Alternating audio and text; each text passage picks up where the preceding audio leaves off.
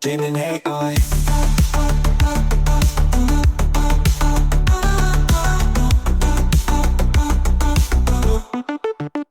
Demon AI. Okay, so today we're diving into something really interesting, this whole intersection of faith and politics. Yeah, always a fun one, right? Right. Like, where do you even begin? But specifically, we're digging into this article that really kind of threw me for a loop, talking about why some pastors, spiritual leaders, seem to hold back, especially when it comes to criticizing certain political figures. Even when those figures' actions, well, let's just say they might raise an eyebrow or two. Yeah, it's a fascinating dynamic the article highlights. This sort of tightrope walk that religious leaders often find themselves on, trying to stay true to the values of their faith, which can be pretty absolute, right? While also navigating the, let's just say the complexities of the political landscape. Right. And it's not just any political landscape these days, is it? Right. It feels like everyone's picking a side, digging in their heels. So how do you, as a pastor, as someone people look to for moral guidance, how do you even begin to address that?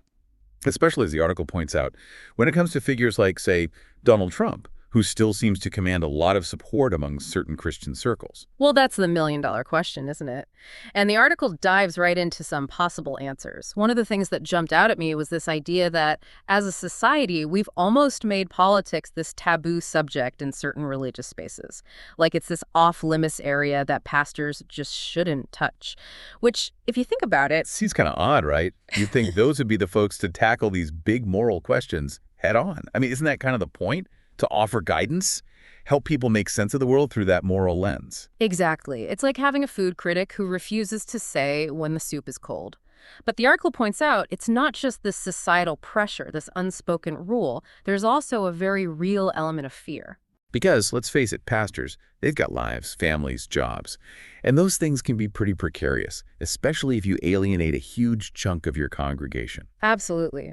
And this article doesn't shy away from those real-world consequences. It talks about pastors facing backlash, even losing their jobs for speaking out against certain political figures or policies that might be popular among their congregations. Yeah, the article cites some pretty sobering examples. And that kind of leads to this whole double standard thing, right? Which I found really fascinating. Right, that's where it gets really interesting.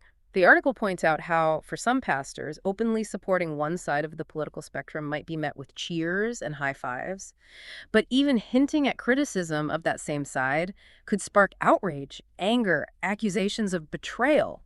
It makes you wonder what's really driving those reactions. Is it truly about aligning with deeply held faith values?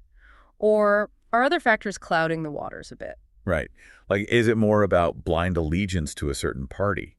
Or even just focusing on one single issue, like the article mentioned, abortion being a prime example. Exactly.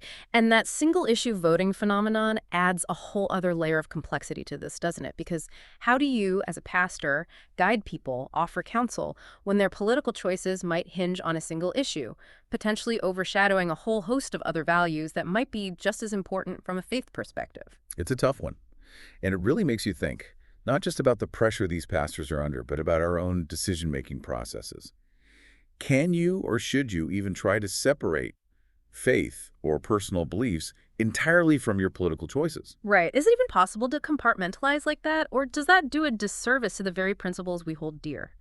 It's a question we all have to grapple with, believers or not. It really is.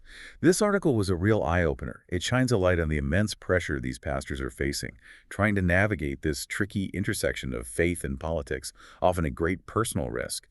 But it also challenges us as individuals to examine our own motivations, our own biases. What are our deal breakers? And what role do our beliefs play in those decisions? Something to think about, that's for sure.